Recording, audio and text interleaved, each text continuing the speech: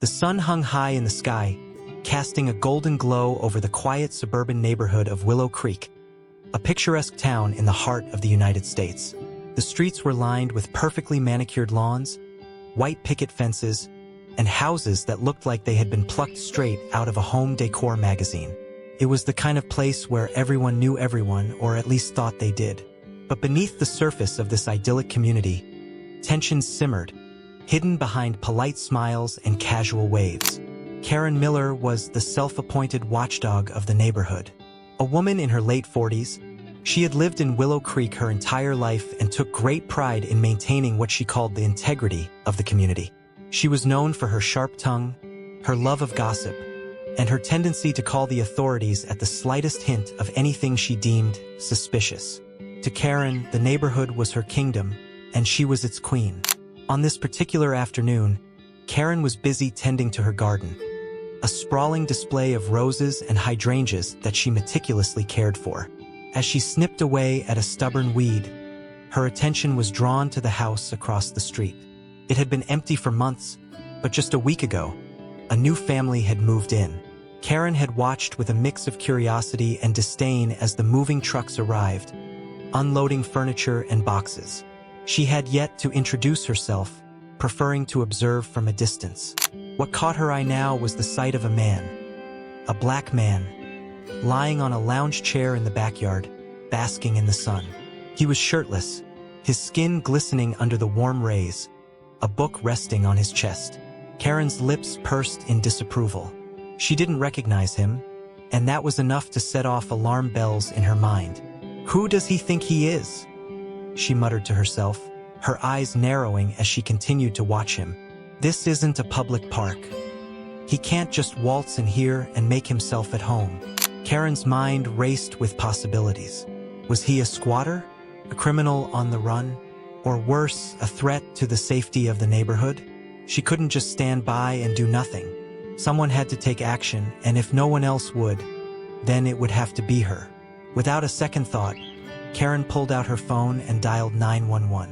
The operator answered promptly, and Karen launched into her report. "Hi, yes, I'd like to report a suspicious person in my neighborhood," she said, her voice tinged with urgency. "There's a man, a black man, in the backyard of the house across the street.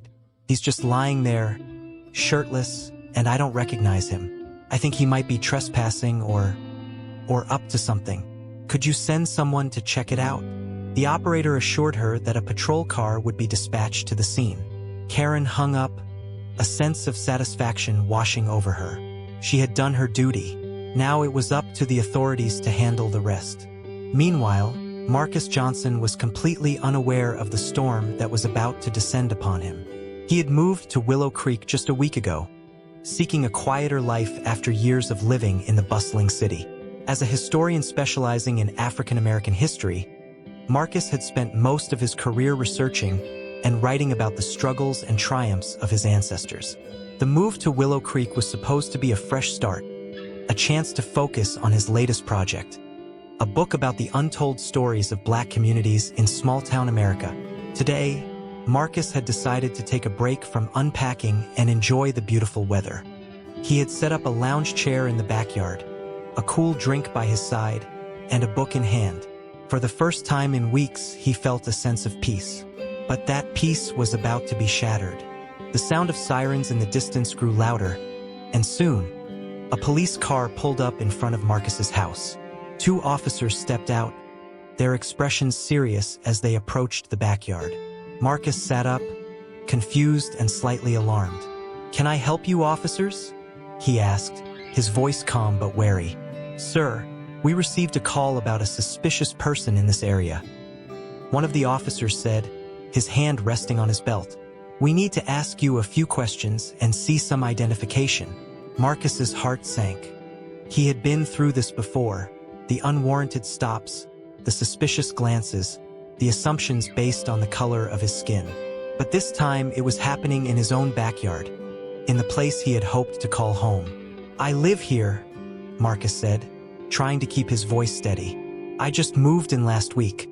I can show you my ID and proof of residence." The officers exchanged a glance before nodding. Marcus quickly retrieved his wallet and handed over his driver's license and a utility bill with his name and address. The officers examined the documents, their demeanor softening slightly. "Everything seems to be in order," the second officer said, handing the documents back to Marcus.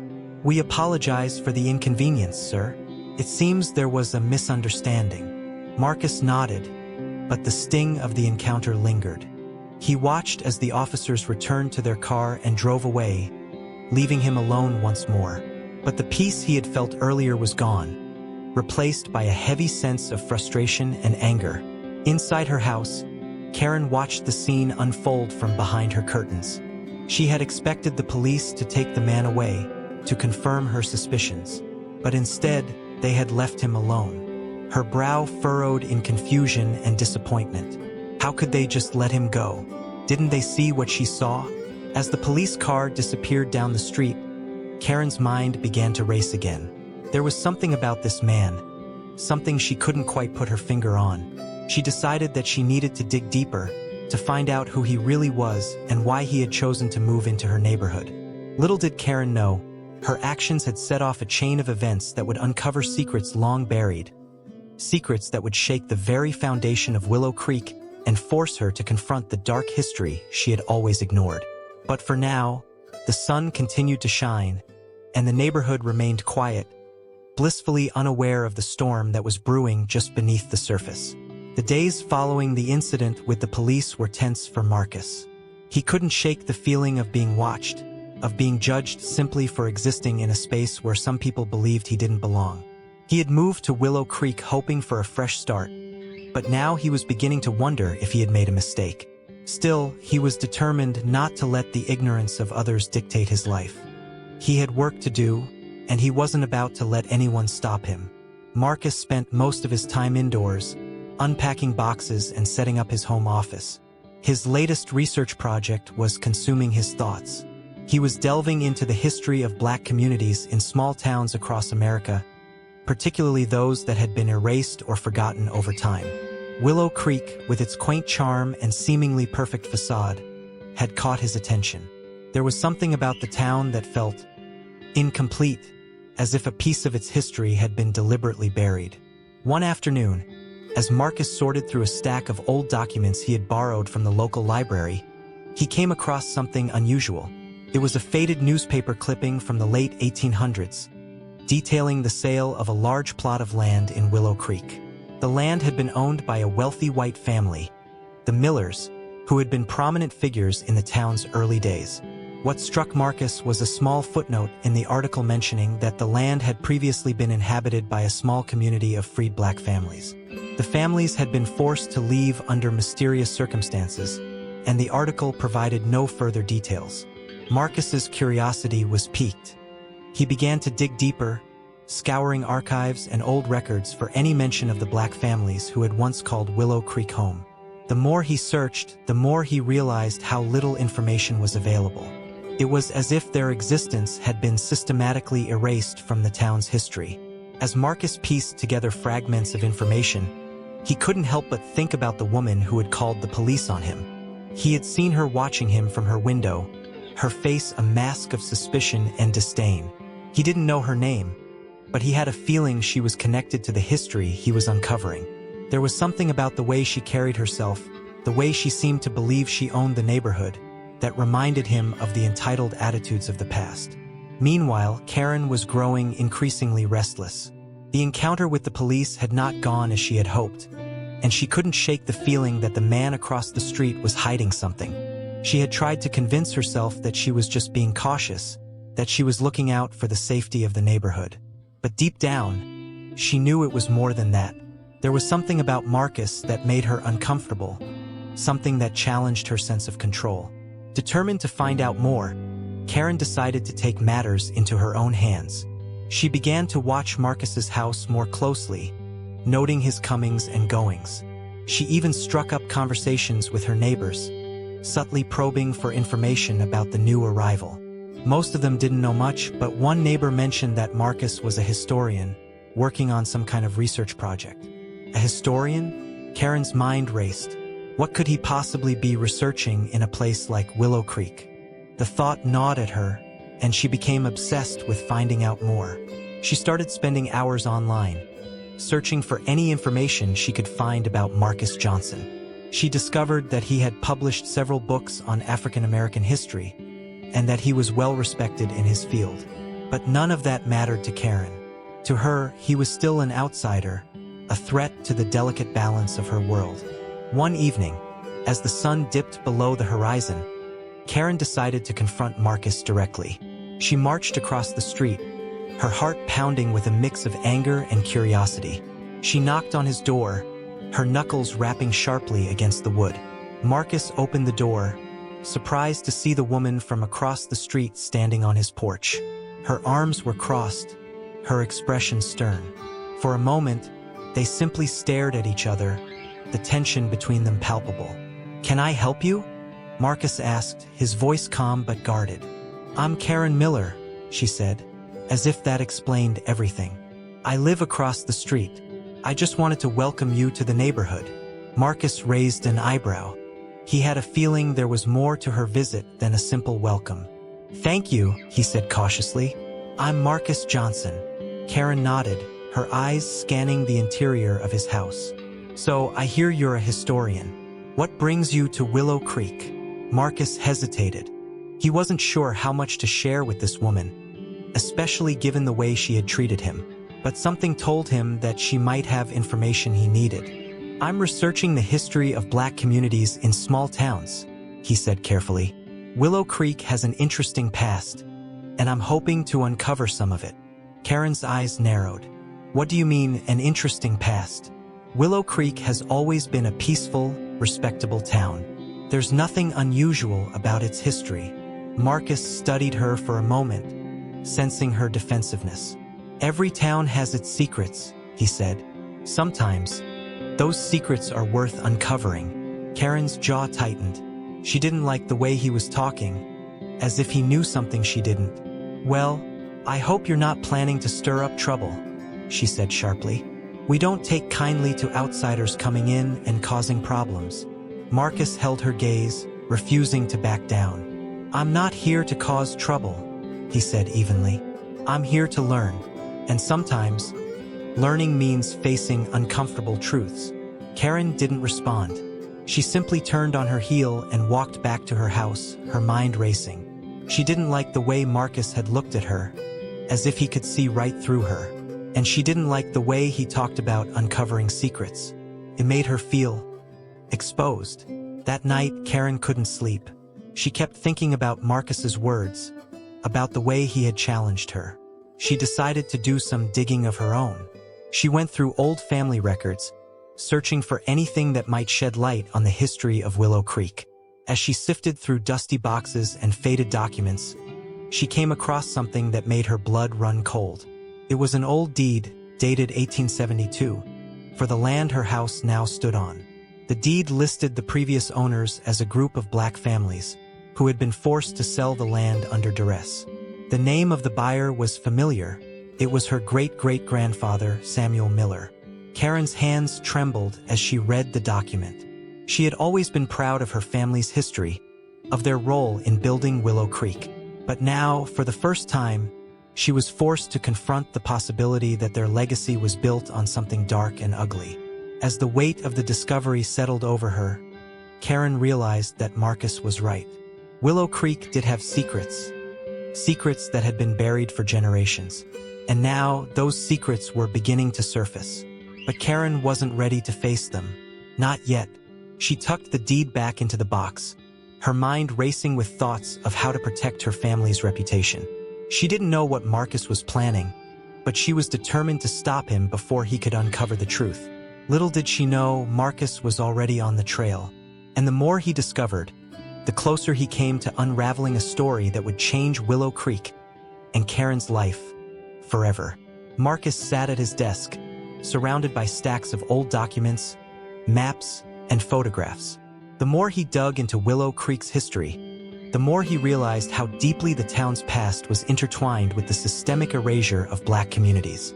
The faded newspaper clipping he had found was just the tip of the iceberg. As he pieced together fragments of information, a disturbing pattern began to emerge. One evening, Marcus came across a series of letters tucked away in an archive at the local library. The letters were written by a man named Elijah Carter, a freed black man who had lived in Willow Creek in the late 1800s. Elijah's words were filled with pain and desperation as he described how his family and others in the community had been forced off their land by a wealthy white family, the Millers. The letters detailed threats, violence, and even a fire that had destroyed several homes, leaving the black families with no choice but to flee. Marcus's heart ached as he read Elijah's account. He could almost hear the man's voice, pleading for justice that never came. The more Marcus read, the angrier he became. This wasn't just history. It was a story of oppression, greed, and the deliberate silencing of an entire community. And it was a story that needed to be told. But Marcus knew he couldn't do it alone. He needed more evidence, something concrete that would force the town to confront its past. He decided to reach out to local historians and community leaders, hoping to find allies who could help him uncover the truth. To his surprise, many of them were hesitant to get involved. Willow Creek, it seemed, preferred to keep its secrets buried. Meanwhile, Karen was growing increasingly paranoid. The discovery of the old deed had shaken her to her core. She had always believed her family was honorable, that they had built their wealth through hard work and determination. But now, she was forced to confront the possibility that their legacy was built on stolen land and stolen lives. Karen tried to push the thought out of her mind, but it was no use. Every time she looked out her window and saw Marcus's house, she was reminded of the past she was trying so hard to ignore. She began to spend more time online, searching for information about Marcus and his research. She even joined a local history forum, hoping to find out what he was up to. One night, Karen stumbled upon a post Marcus had written on the forum. He was asking for information about the black families who had lived in Willow Creek in the 1800s, particularly the Carters. Karen's heart raced as she read the post. She knew she had to do something to stop him. The next morning, Karen decided to confront Marcus again. This time, she wasn't going to be polite. She marched across the street and knocked on his door, her fists clenched at her sides. Marcus opened the door, surprised to see Karen standing there. Her face was flushed, her eyes blazing with anger. "Can I help you?" he asked, his voice calm but wary. "You need to stop," Karen said, her voice trembling with rage. "You need to stop digging into things that don't concern you." Marcus frowned. "I'm not sure what you're talking about." "Don't play dumb with me," Karen snapped. "I know what you're doing. You're trying to dig up the past, to stir up trouble. Well, I won't let you." Marcus crossed his arms, his expression hardening. "The past isn't something you can just bury, Karen. It has a way of coming back, whether you like it or not." Karen's eyes narrowed. "You don't understand. This town, my family, we've worked hard to build a good life here. We don't need you coming in and ruining everything." "I'm not trying to ruin anything," Marcus said.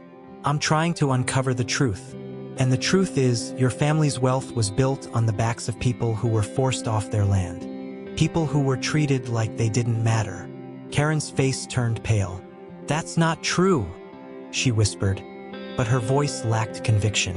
"It is true," Marcus said, his voice steady. "And you know it.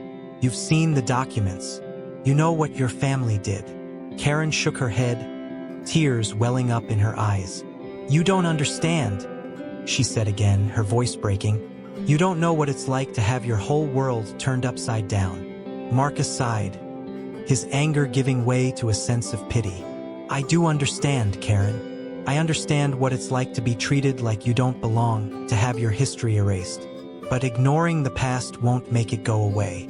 The only way to move forward is to confront it." Karen didn't respond. She simply turned and walked back to her house, her mind racing. She didn't know what to do. She felt trapped, caught between the weight of her family's past and the fear of what the future might hold. That night, Karen couldn't sleep. She lay in bed, staring at the ceiling, her thoughts consumed by Marcus's words. She knew he was right, but the thought of facing the truth was terrifying. What would people think? What would they say? Would she lose everything she had worked so hard to protect? As the hours passed, Karen made a decision. She couldn't let Marcus expose her family's secrets. She had to stop him, no matter what it took. The next morning, Karen went to the local library and asked to see the archives. She spent hours poring over old documents, searching for anything that might discredit Marcus or his research. But the more she read, the more she realized how much evidence there was. The truth was undeniable. As Karen sat in the library, surrounded by the ghosts of the past, she felt a wave of despair wash over her. She had spent her entire life believing in the righteousness of her family, in the purity of their legacy. But now, she was forced to confront the reality that their wealth and power had been built on a foundation of injustice. Karen didn't know what to do. She felt lost, adrift in a sea of guilt and shame. But deep down, she knew there was only one way forward. She had to face the truth, no matter how painful it might be. That evening, Karen went to Marcus's house and knocked on the door. When he answered, she looked him in the eye and said, "I need your help." Marcus was surprised but nodded. "Come in," he said, stepping aside to let her in. As they sat in his living room, Karen took a deep breath and began to tell him everything. About the deed, about her family's history, about the guilt and shame she had been carrying. Marcus listened quietly, his expression a mix of sympathy and understanding. When Karen finished, there was a long silence. Finally, Marcus spoke. "It's not going to be easy," he said, "but the only way to move forward is to confront the past." Together, Karen nodded, tears streaming down her face. For the first time in her life, she felt a glimmer of hope. Maybe, just maybe, they could find a way to make things right. But as they began to plan their next steps, neither of them could have predicted the storm that was about to descend upon Willow Creek. A storm that would force the entire town to confront its darkest secrets and decide what kind of future it wanted to build. The days that followed Karen's confession to Marcus were a whirlwind of activity. Together, they began to piece together the full story of what had happened in Willow Creek over a century ago. The more they uncovered, the more they realized how deeply the town's history was rooted in injustice. The black families who had once thrived there had been systematically erased, their land stolen, their stories silenced, and their contributions forgotten. Marcus and Karen decided to take their findings to the town council. They knew it wouldn't be easy. Willow Creek was a town that prided itself on its image, and many of its residents were resistant to change. But Marcus and Karen were determined to force the town to confront its past, no matter how uncomfortable it might be.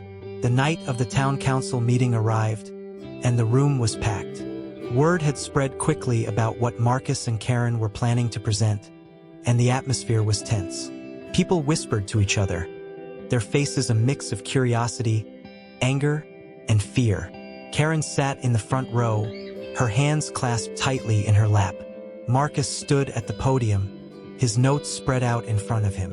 When it was his turn to speak, Marcus took a deep breath and began.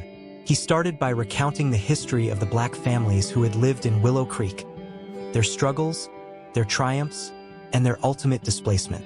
He spoke of Elijah Carter and the other families who had been forced off their land, their homes destroyed, their lives upended. He presented the documents and letters they had found, their words a haunting reminder of the pain and injustice that had been inflicted. As Marcus spoke, the room grew quieter and quieter. People leaned forward in their seats, their eyes fixed on him. Some looked shocked, others uncomfortable, but no one looked away. When Marcus finished, he turned to Karen. "I'd like to invite Karen Miller to say a few words," he said. Karen stood up and walked to the podium, her legs trembling. She looked out at the sea of faces, many of them familiar, and took a deep breath. "I know this is hard to hear," she began, her voice shaking. "It was hard for me to hear, too. For most of my life, I believed that my family's legacy was something to be proud of. But the truth is, our wealth, our status, our place in this town, it was built on the suffering of others." She paused, her eyes filling with tears. "I can't change the past, but I can take responsibility for it, and I can do everything in my power to make things right. That's why I'm here tonight, to ask all of you to join me in facing the truth, no matter how painful it might be." The room was silent for a long moment. Then, slowly, people began to clap. At first, it was just a few scattered individuals, but soon the applause grew, filling the room. Karen looked out at the crowd, her heart swelling with a mix of relief and hope. But not everyone was convinced. As the meeting continued, several residents stood up to voice their objections. They argued that dredging up the past would only divide the town, that it was better to focus on the present and the future. One man even accused Marcus and Karen of trying to stir up trouble for their own gain. Marcus listened patiently, his expression calm but firm. "This isn't about stirring up trouble," he said. "It's about justice. It's about acknowledging the wrongs that were done and taking steps to make amends. If we don't confront the past, we'll never be able to move forward." The debate went on for hours, but in the end, the town council agreed to form a committee to investigate the history of Willow Creek and explore ways to honor the Black families who had been displaced. It was a small step, but it was a start. In the weeks that followed, Marcus and Karen worked closely with the committee, helping to organize community events and educational programs. They hosted a town-wide forum where residents could share their stories and learn about the history of the Black families who had once lived there. They also worked with local schools to develop a curriculum that included the untold stories of Willow Creek's past. But not everyone was on board. Some residents continued to resist, spreading rumors and misinformation in an attempt to discredit Marcus and Karen. They accused them of being outsiders who didn't understand the town's values, of trying to rewrite history to suit their own agenda. The tension came to a head one evening when a group of protesters gathered outside Marcus's house, holding signs and shouting slogans. Karen was there, too, standing by Marcus's side as they faced the crowd. "This is our town," one man shouted. "We don't need you coming in here and telling us what to do." Marcus stepped forward, his voice calm but firm. "This isn't about telling anyone what to do," he said. "It's about acknowledging the truth and working together to build a better future. If we can't do that, then what kind of town are we?" The protesters didn't have an answer. Slowly, they began to disperse, their anger giving way to uncertainty. It was a small victory, but it was a sign that change was possible. As the months passed, the town began to heal. The committee's work led to the creation of a memorial park dedicated to the Black families who had once lived in Willow Creek. The park featured a plaque with the names of the families and a brief history of their lives and struggles. It became a place of reflection and remembrance, a symbol of the town's commitment to justice and reconciliation. Karen and Marcus became unlikely allies, united by their shared commitment to uncovering the truth. They continued to work together, organizing events and advocating for change. Karen even began to speak publicly about her family's history, using her platform to encourage others to confront their own pasts. But the journey wasn't easy. There were setbacks and challenges, moments of doubt and frustration. Yet through it all, Marcus and Karen remained steadfast in their belief that the truth was worth fighting for. In the end, Willow Creek became a different town, a town that was willing to face its past, no matter how painful, in order to build a better future. And for Marcus and Karen, it was a reminder that even in the face of adversity, change was possible. As they stood together in the memorial park one evening, watching the sun set over the horizon, Karen turned to Marcus and smiled. "Thank you," she said, "for everything." Marcus nodded, his eyes filled with a quiet determination. "We're not done yet," he said, "but we're on the right path." And with that, they walked forward, ready to face whatever challenges lay ahead.